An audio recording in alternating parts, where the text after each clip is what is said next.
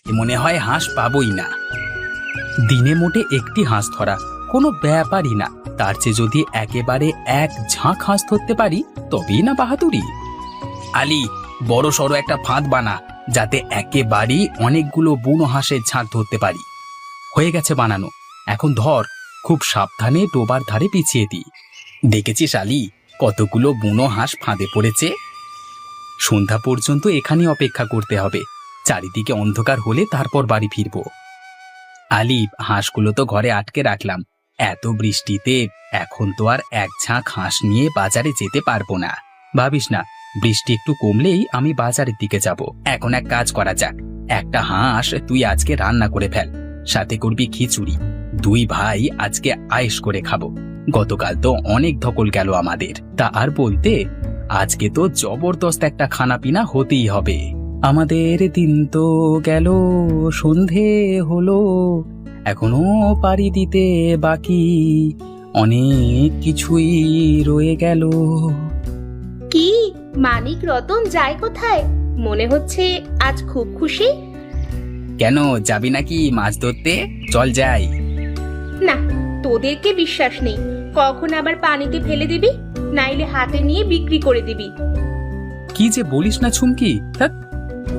আচ্ছা যা তোরা। আনো, সামনে ওটা মোড়ল সাহেবের পুকুর না?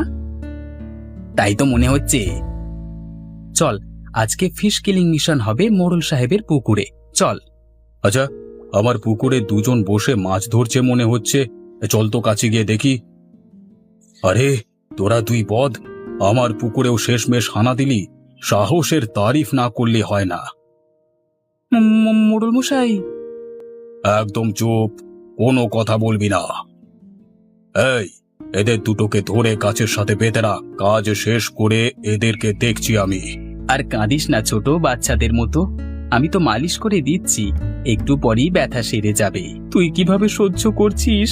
আমি তো মরেই যাব মনে হচ্ছে। আহ, চুপ কর তো, এভাবে বলিস না। আমি গরম পানি করে আনছি, গরম পানির সেঁক দিলে আরাম পাবি। প্রতিদিন যেভাবে বৃষ্টি হচ্ছে, এবছর মনে হয় বন্যা হবে। আমারও তাই মনে হচ্ছে রে।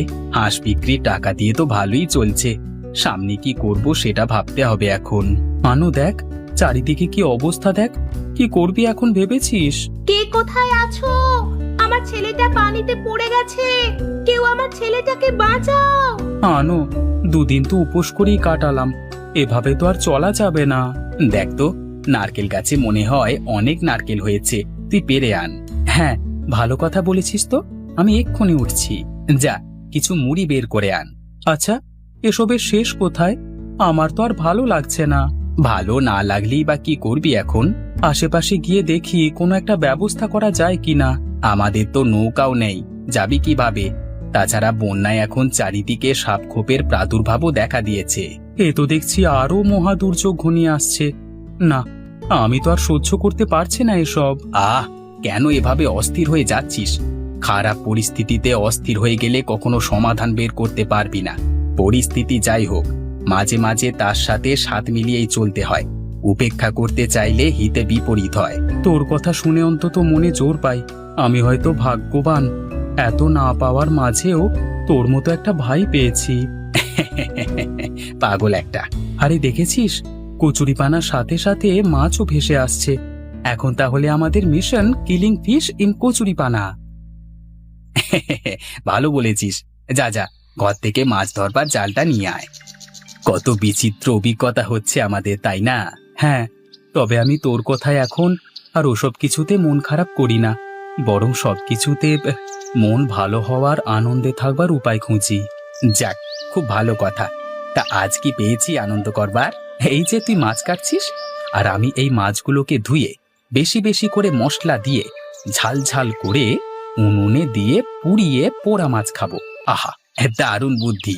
এই নে, মাছগুলো ধুয়ে তোর কাজটা শুরু কর, কাটা শেষ আমার।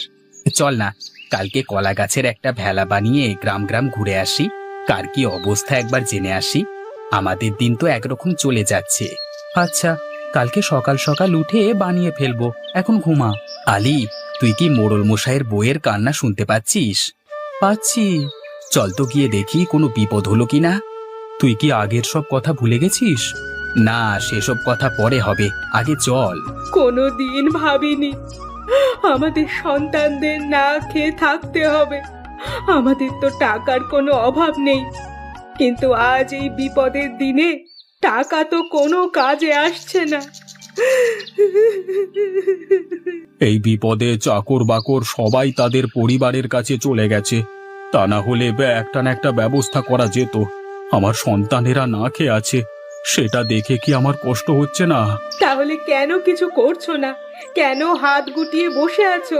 চল আলী, এখন বাড়ি যাই, তোর সাথে কথা আছে। আরে দেখ দেখ, মোড়ল মশাইয়ের আঙিনায় মাছের অভাব নেই। চল, খাওয়ার জন্য কিছু মাছ ধরে নিয়ে যাই। আহা হা হা, তোকে বললাম না বাড়ি চল, কথা আছে। আলী, তুই কি দেখেছিস মোড়ল মশাইয়ের বাচ্চাগুলোর কি অবস্থা? কদিন ধরে না খেয়ে আছে কে জানে। আমরা দুই ভাই তো বলেছিলাম এখন থেকে সব দুঃখের মাঝেও আনন্দ খুঁজে পাবার চেষ্টা করব। এখন তুই বল কি করা যায়? মোড়ল মশাই টাকা আছে, কিন্তু কোনো লোক বল নেই, তাই একা উনি কিছু করতে পারবেন না। আচ্ছা, আমরা যদি লুকিয়ে লুকিয়ে ওনার উঠানের মাছ ধরে ওনার ঘরের সামনে রেখে দিয়ে আসি প্রতিদিন, তাহলে কেমন হবে? এটা একটা ভালো কথা বলেছিস তুই। ডুব সাঁতার দিয়ে এই কাজটা করব। তাছাড়া উঠানে তো অনেক কচুরিপানাও আছে, আমাদেরকে দেখা যাবে না। তাহলে আর দেরি করা যাবে না, এক্ষুনি চল, বাচ্চাগুলোর দিকে তাকানো যাচ্ছে না। কই গো, শুনছো?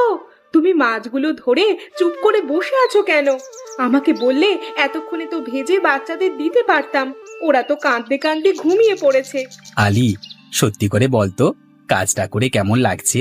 আত্মতৃপ্তি লাগছে।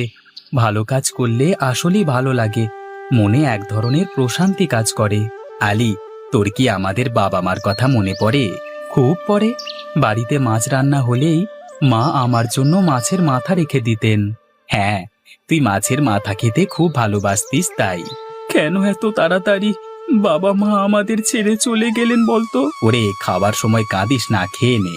আমি একটা জিনিস বুঝতে পারছি না, ঘরে টাকা নিয়ে বসে আছো, কোথাও যেতে পারছো না, কিছু করতে পারছো না, ঘরে বসেই না হয় মাছ ধরলে, সেটা আমাকে না বলে চুপ করে থাকার মানেটা কি? বাচ্চাগুলো যে না খেয়ে কাঁদছে সেটা ভুলে গেছিলে নাকি? আমি কি বলবো? কি বলবো মানে? বলবে মাছ ধরেছি, রান্না করে বাচ্চাদের তাড়াতাড়ি দাও। তা না বলে চুপ করে বসেছিলে কেন? হায় রে খোদা! আরে তুমি কি আমার সাথে মশকরা শুরু করলে নাকি? প্রতিদিন মাছ ধরে এভাবে রেখে দিয়ে চুপ করে বসে থাকবে ঘরে, আর আমি বারান্দায় যখন আসবো তখন দেখবো, আর তখন কেটে ধুয়ে রান্না বসাবো। বলি এখন কি রসিকতা করার সময়?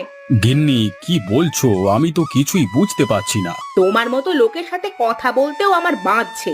এসব কি হচ্ছে? আজকে আমি বারান্দায় লুকিয়ে থেকে দেখবো ব্যাপারটা কি।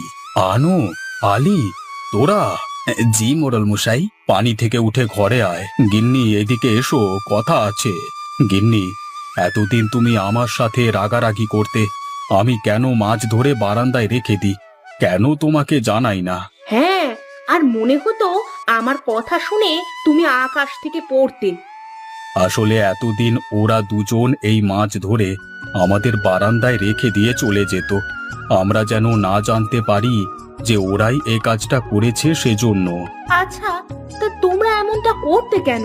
এই বিপদের দিনে তোমরা যে কত বড় উপকার আমাদের করে যাচ্ছিলে তা হয়তো তোমরা নিজেরাও জানো না। আসলে আমরা দুই ভাই একদিন ভেলা নিয়ে গ্রামে ঘুরতে বের হয়েছিলাম, কে কেমন আছে দেখতে। হঠাৎ আপনার কান্না শুনতে পেয়ে আপনাদের বাড়িতে এসে আপনাদের সব কথা শুনতে পাই। এরপর আমরা সিদ্ধান্ত নিই যে প্রতিদিন ডুবে ডুবে এসে উঠোন থেকে মাছ ধরে রেখে যাব। কিন্তু এই কাজটা গোপন করে কেন করছিলে?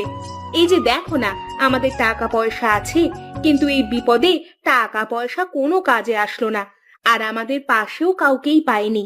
কি আর বলবো, আমরা দুই ভাই একদিন মোড়ল মশাইয়ের অনুমতি ব্যতীত আপনাদের পুকুরে মাছ ধরছিলাম। তখন মোড়ল মশাইয়ের সাথে আমাদের একটা খারাপ অভিজ্ঞতা হয়, তাই আর ওনার সামনে আসবার সাহস হয়নি। তোরা পারলে আমাকে মাফ করে দিস। এই সময়টা জীবনে না আসলে হয়তো কোনোদিন বুঝতেই পারতাম না। ক্ষমতা প্রতিপত্তির মিছে মোহে আমি আচ্ছন্ন ছিলাম, তোরা আমার চোখ খুলে দিয়েছিস। আপনি দয়া করে এসব বলবেন না, আপনি আমাদের গুরুজন। আমাদের ভুল হলে আপনি আমাদের শাসন করতেই পারেন, আমরা কিছু মনে করিনি। এখন থেকে তোরা দুই ভাই আমার এখানেই কাজ করবি। আমার সব বিষয় সম্পদ যাবতীয় সব কিছুর দায়িত্ব এখন থেকে তোদের। আমি জানি তোরা তোদের সততা পরোপকারী মন সুইচ্ছা দিয়ে এসব আগলে রাখতে পারবি। আর আমার পুকুরটা আমি তোদের দুই ভাইয়ের নামে লিখে দেব। যত ইচ্ছে তত মাছ ধরবি।